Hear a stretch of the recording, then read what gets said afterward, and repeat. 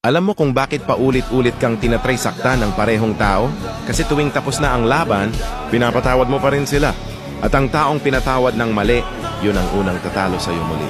Psychology says, ang utak ng mapanlinlang na tao ay hindi marunong ng guilt. Marunong lang ng advantage. Habang pinipili mong maging mabait, pinag-aaralan ka nila.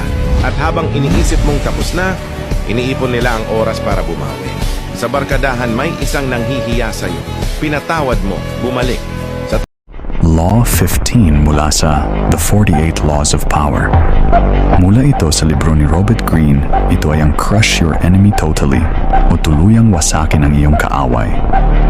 Ang batas na ito ay nagsasabi na kapag kailangan mong harapin ang isang kalaban o katunggali, dapat mong tiyakin na sila ay lubusang matatalo at hindi na makakabangon pa. Maari rin itong gamitin sa mga sports, katulad ng boxing. Kapag na-corner mo na ang kalaban, Hindi kasi kami nagpapaligo kung hindi namin gusto yung lalaki. Pa-eme-eme lang namin yung hindi pa kami ready. Parang fear first. Pero you know what? Excuses na lang yun ng mga babae. Kasi most of the time, pag hindi namin gusto yung lalaki na maging jowa, talaga sinasabi namin, hindi pa ako ready. Kausapin pag gano'n. Uy, hindi. Alam mo, nakakatakot mag-reject ng isang tao. Sa aming lalaki, mas okay yung hindi ka na lang re-replyan kaysa yung magre-reply ka, hindi pa ako ready. Syempre, as a lalaki, iintayin ko yung panahon kung kailan ka magiging ready. Totoo ba? Oo, syempre. Nakakatakot yun. Parang for example ako, if ever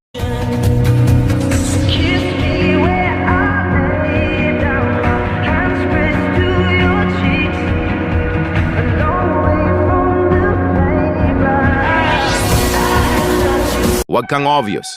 Pag alam nila galaw mo, tapos ka na. Ang taong transparent, madaling manipulahin. Pero ang taong tahimik, siya ang hindi mo mababasa. At yun ang mas nakakatakot. Law 3. Conceal your intentions. Ito ang ikatlong batas. Itago mo ang balak mo. Kapag sinabi mo agad ang plano, binibigyan mo sila ng armas para barahin ka. Ang tunay na manipulator, hindi nagpapakita ng direksyon, gumagawa ng hakbang na hindi nila inaasahan. Kahit kaibigan mo may kasanayang hindi itinuturo sa school kasi takot sila na matutunan mo. Ang sikreto? Hindi mo kailangang sumigaw para marinig. Hindi mo kailangang makipagtalo para manalo. Ang kailangan mo lang ay kontrolin ang perception ng mga tao sa paligid. Bago ang lahat, comment ka mo muna. Secret, kung gusto malaman ang sekreto ng kapangyarihan. Kapag marunong kang gumamit ng katahimikan, ginagamit mo sila laban sa sarili nila. Hayaan mong sila ang magsalita, sila ang magpakita ng emosyon, habang ikaw tahimik na nagpapla. Maikli ang buhay, huwag masyado gawing komplikado.